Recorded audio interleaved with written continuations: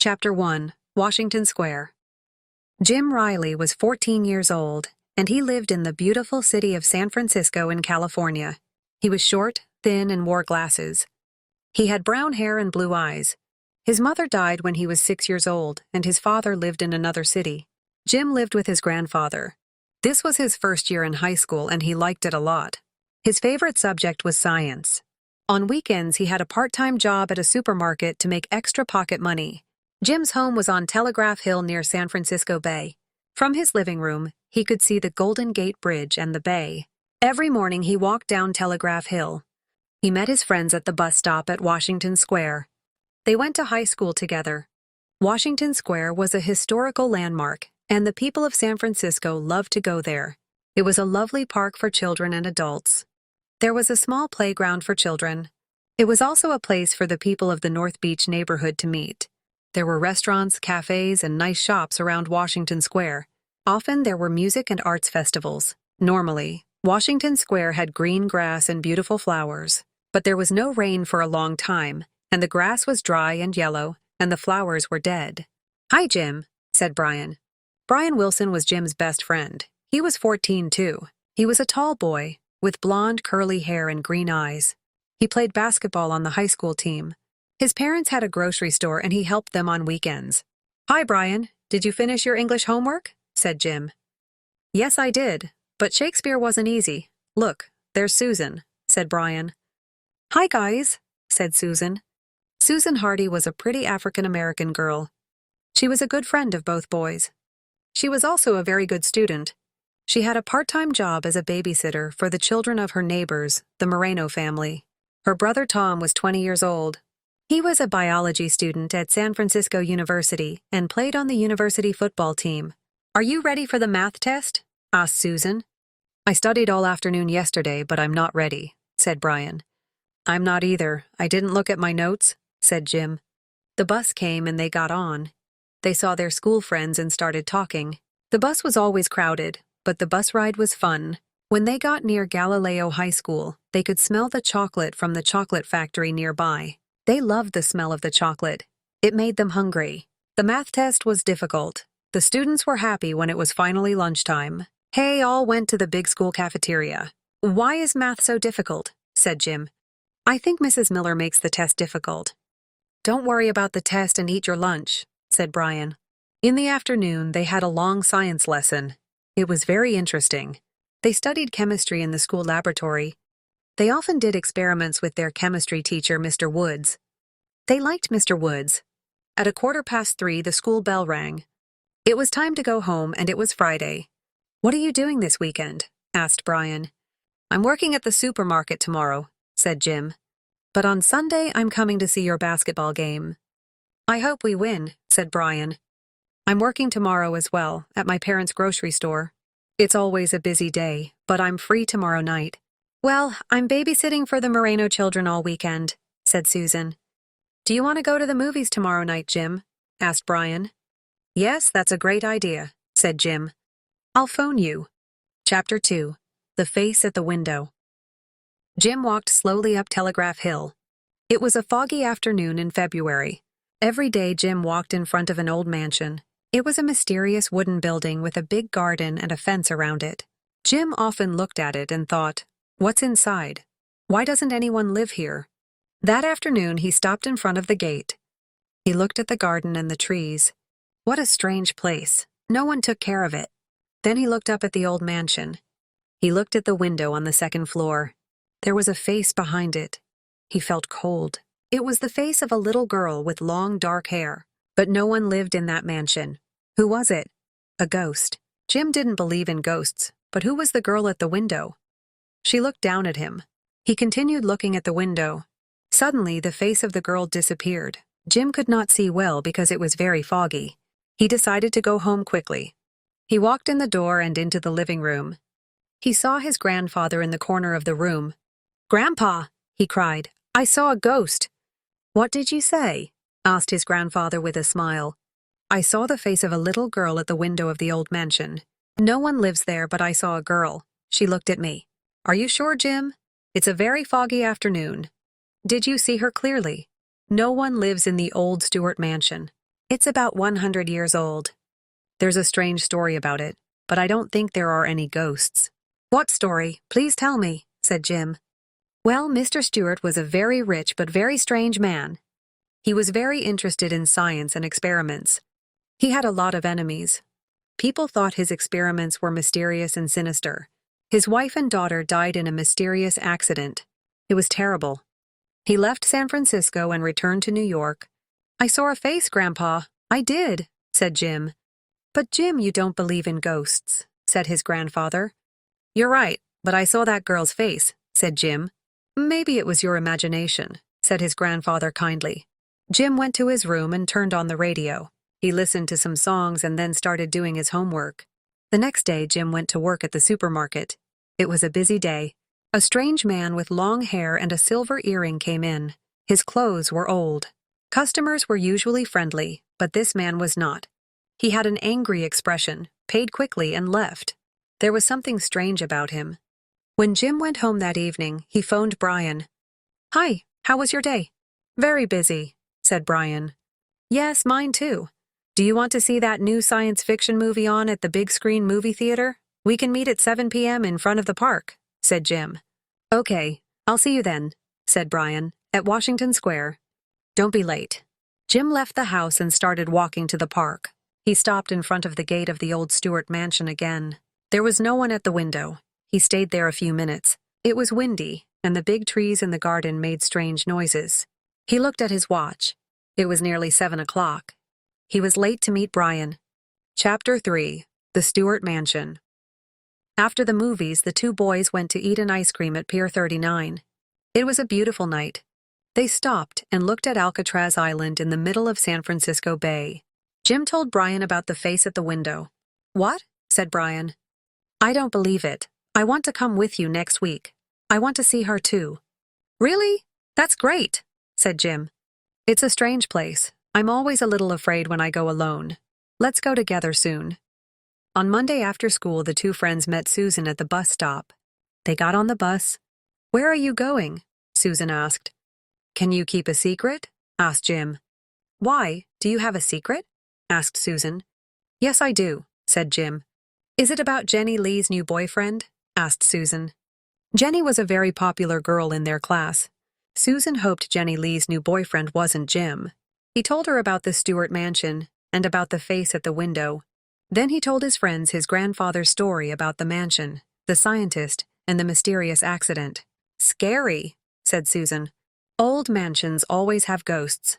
Can I come with you? Jim smiled at her and said, Of course, but promise not to tell anyone. Jim was happy that Susan wanted to come. Susan was pretty. Hey, come on, it's our stop, said Brian. Let's get off.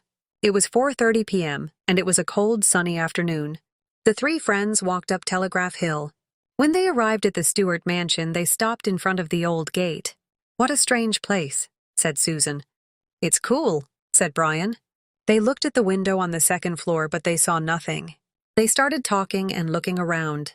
Hey, do you smell anything strange? Said Susan. They stopped and smelled the air. There was a very bad smell in the air. What is that smell? Asked Brian. I don't know. It smells like rotten eggs, said Jim. Yes, that's true, but where is it coming from? Asked Brian. Susan and Ann looked at Jim, then they looked at the window on the second floor again.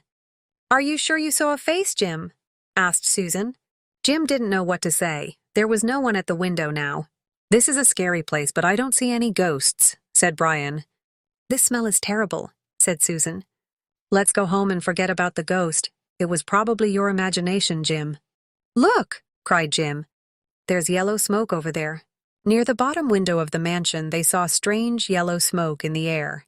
Wow, you're right, said Susan. What's happening here? Said Brian. It smells like a dead body. Maybe there's a dead body in the mansion. Maybe this is a secret cemetery, said Jim.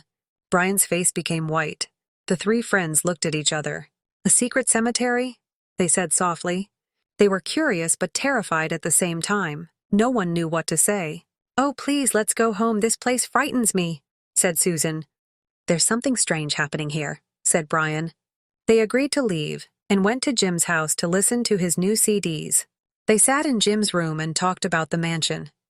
Then Susan suddenly said, "Hey, there's the big Chinese New Year parade this Saturday night. I'm taking the Moreno children." "It's always lots of fun," said Jim. "I'm going to go." "Me too," said Brian. Chapter 4, Chinese New Year. This was the year of the dragon. The Chinese believe that the dragon brings good luck. The Chinese New Year parade is a very big event in San Francisco. It always takes place on a Saturday night between January 21 and February 19th. The date depends on the position of the moon. Thousands of people go to see the parade every year.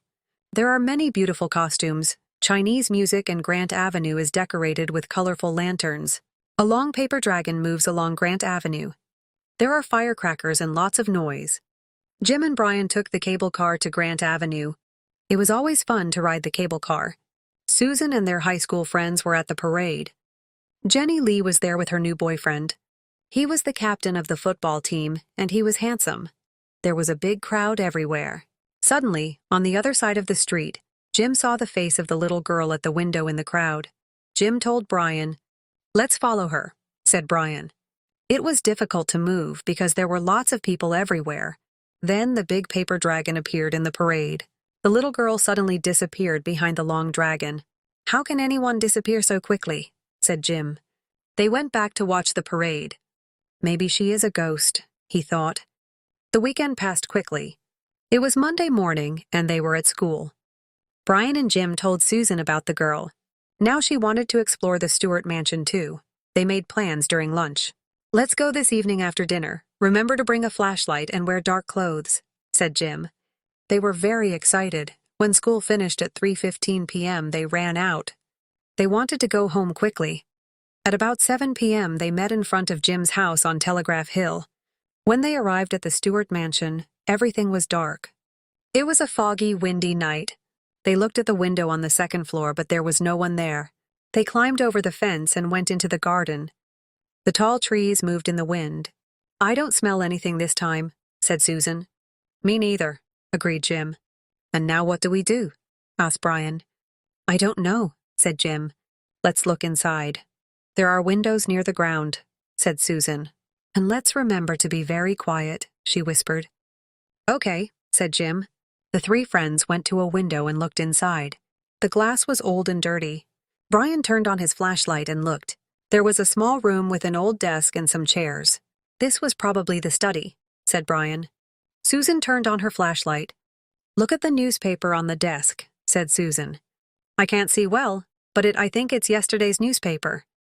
Look at the headline, 'Water Scarce in San Francisco.'" "But no one lives here," said Jim. They looked inside another window and saw a big room with old furniture. It looked like the living room. On the wall there was a big painting of a man, a woman, and a little girl. "Look, that's probably a painting of the Stewart family," said Susan. "Yes, before the mysterious accident," said Jim. "And the little girl has long dark hair. She looks like the girl at the window," said Susan. "But we saw the little girl at the parade," said Brian. "How can she be a ghost?" "Remember, she disappeared behind the dragon very quickly," said Jim. They went to the other side of the mansion. There was a broken window near the bottom of the house. They looked inside. They saw a big, dark basement. No one was there. Then Jim turned on his flashlight too. In the basement, they saw some long tables. There were test tubes, glass bottles, and other laboratory equipment. "This looks like our chemistry lab," said Jim. "Maybe someone is using it," said Susan. "But why?" "Maybe someone is experimenting with something secret," said Brian. "I don't like this place," said Susan. "It gives me a bad feeling." "Are you scared?" asked Brian. "No, I want to come back again, but in the daytime," said Susan. "Okay," said Jim. "Let's go then." Crash! There was a loud noise. It came from one of the rooms upstairs. "What was that?" cried Susan. "We're not alone here. Someone or something is here," said Jim. "Let's get out of here," said Brian. They started running to the fence. They ran under the trees and suddenly heard a strange sound from the branches above their heads. They looked up. "Eek!" cried Susan. "Bats!" They climbed over the fence quickly and ran away. Chapter 5, A Mysterious Magician. Jim heard the voice of a child in the fog. "Help, help!" It was a cold night. Jim stood in front of the Stewart mansion. There was fog everywhere. The voice came from inside the mansion. He didn't know what to do. He wanted to help the child, but he also wanted to run away. Suddenly he felt a hand on his arm. For a moment his heart stopped. He could not turn around. He was too scared. An angry voice behind him said, "What do you want?" Jim turned around slowly. He saw a big Mar with long dark hair and angry eyes. It's the same man I saw at the supermarket 2 weeks ago, he thought. He was about 50 years old. He had a silver tooth and it shone in the dark. He also had a silver earring. He was awful. "Well, what do you want here?" Jim looked at him and said, Nothing. Who are you?" "Don't ask questions. Stay away from here. I'm a dangerous man. I eliminate problems and you're a problem. Go away now." He pushed Jim to the ground and disappeared in the fog.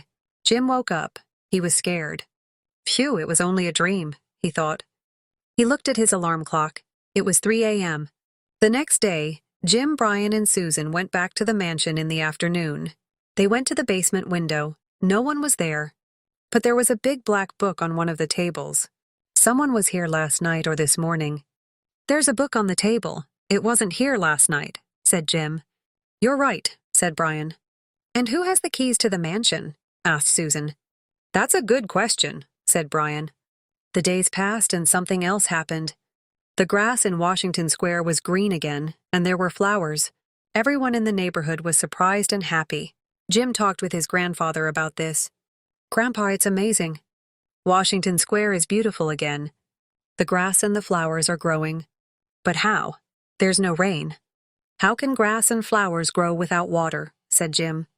"You're right, it's strange. There's no rain, but the grass is growing," said Grandpa. "There's an article in today's newspaper about it." Jim started reading. Washington Square, who is the magician? The grass and flowers are growing again in Washington Square. The square was dry for months, but now it is beautiful and green. The organizer of the Jazz Festival, Mike Murphy, says, "I thought it wasn't possible to have the Jazz Festival this year. But now it's beautiful, and we can have the festival as we always do. Artists from all over California are coming this year. Some people believe something mysterious is happening in Washington Square." One person said, "There's no rain, but the grass and the flowers are growing. I don't believe in magic, but it's very strange. Who is the magician? Mr. Magician, can you bring San Francisco some rain too?" Chapter 6, The Game. One afternoon, Susan took the Moreno children to Washington Square. They played in the small playground. Then they went to the duck pond. The children liked feeding the ducks in the pond. But the ducks were not hungry. "Susie, why aren't the ducks eating the bread?" asked little Sally Moreno. "I don't know. It's strange. They're usually hungry." "The fish aren't hungry either," said Susan. "Well, it's 5:30 and it's time to go home." The next morning there was a big crowd at Washington Square. Jim, Brian, and Susan were there with many other people. Everyone was at the duck pond. Some of the ducks were dead and others were sick. Lots of fish were dead too. "This is terrible," said Susan. "Someone poisoned those poor ducks," said Jim. At that moment, the bus came and the students got on. On the bus, everyone continued talking about the ducks. Early the next morning, Jim's grandfather bought the newspaper. During breakfast, this is what they read. "Dead ducks at popular city square. 8 ducks and many fish were found dead in the pond in Washington Square yesterday morning. Only last week people came to see the Jazz Festival. It was a great success. A scientist analyzed the grass and the water in the pond and found a high quantity of a new chemical. The new chemical is similar to Greenex, but it is more toxic. Greenex was a popular fertilizer 20 years ago. It is illegal to use it today," the scientist said. "The volunteer organization Helping Hands is now looking after the sick ducks. Volunteers can call this number, 392-0369. The San Francisco Police Department are investigating the case." "Wow!" exclaimed Jim. "This mysterious new chemical is responsible for the green grass, so someone created a new fertilizer, and it's toxic." "What irresponsible people," said Jim's grandfather. "Think of the children. They play in Washington Square." On Thursday evening, Jim and Brian were at Susan's house. "This fertilizer thing is so strange. Maybe it's a mad scientist," said Brian. "Maybe they can make a lot of money with this new fertilizer," said Jim. "Yes, a lot of money, and they'll poison all the animals," said Brian. Susan was quiet for a few minutes. Then she said, I want to solve this mystery. I think there's a connection between the Stewart Mansion and this fertilizer, but I know. On Friday evening, Susan went to see her brother's football game. It was San Francisco University versus Monterey University. Tom was a good player. The stadium was almost full. Susan found a good seat to watch the game. Susan liked football games. She always went to watch her brother play. It was a cold night and she put her hands in her pockets. I'm glad I have a warm jacket, she thought. Then she looked at her watch. It was almost 8:30. It was time for the big game to start. She was excited. Suddenly, two people behind her started talking about Washington Square, but she could not hear all of their conversation because there was lots of noise. She listened carefully. Can't test anymore. Not now, said one young woman. Too dangerous, said the other. These people know something, thought Susan. She continued listening, but she did not look at them. Oh, it's illegal, but the experiment, almost finished, said one voice. All right, on Lombard Street, said the other voice. Lombard Street. The Stewart Mansion is on Lombard Street. So there is a connection between the mansion and Washington Square, Susan thought. Suddenly she understood. I must tell Jim and Brian, she thought. She was very excited and looked at her watch. The game finished on time and San Francisco University won. After the game, she phoned Jim. She told him about the conversation between the two young women. You're a great detective, Susan. You're right. It's that secret laboratory, said Jim. Let's tell police immediately, said Susan. Yes, that's the right thing to do. Tomorrow's Saturday. Let's meet early in the morning, said Jim. I'll call the supermarket and tell them I can't work. Okay, said Susan. I'll call Brian now. It was lucky I went to Tom's football game, she thought. Chapter 7, The Police Station. On Saturday morning, Jim, Brian, and Susan went to Chinatown Police Station. Good afternoon, Brian said to the policeman at the door. What can I do for you? Asked the policeman. We want to report something, said Brian. Come to my office and sit down, said the policeman. I'm Sergeant Chan. They explained everything to Sergeant Chan. He was interested and a little surprised. Why were you at the Stewart Mansion? Asked Sergeant Chaney. One day I saw the face of a little girl at the window, said Jim. I told my friends and we wanted to explore it. Did you see anyone inside this secret lab? Asked Sergeant Chan. No, we didn't, said Jim. I understand, said Sergeant Chan. The mansion is very close to Washington Square. Perhaps you discovered something interesting that night. I'll send some officers to investigate. I want you to come too. You know where the laboratory is. I'll phone you. Yes, Sergeant, answered Jim. In the afternoon, the phone rang at Jim's house. Hello, this is Sergeant Chan of the San Francisco Police Department. May I speak to Jim Riley? This is Jim Riley. Hello, Sergeant Chan. Jim, my officers and I are going to investigate the Stewart Mansion. Can we meet you at 5 o'clock this afternoon? Of course. Let's meet in front of my house at 325 Lombard Street. Then we can go together, said Jim. You and your friends wait outside your house? We'll go in a police car, said Sergeant Chan. We'll see you at 5 o'clock then. Goodbye. Jim was excited. He told his grandfather about the phone call. I'm very proud of you and your friends. You're doing the right thing, said his grandfather. He smiled, but he was worried. Thanks, Grandpa. Jim called Brian and Susan. Meet me outside my house. The police are going to drive us to the mansion. It was 5 p.m. Jim saw 2 police cars in front of his house. He and his friends got into the police car with Sergeant Chan.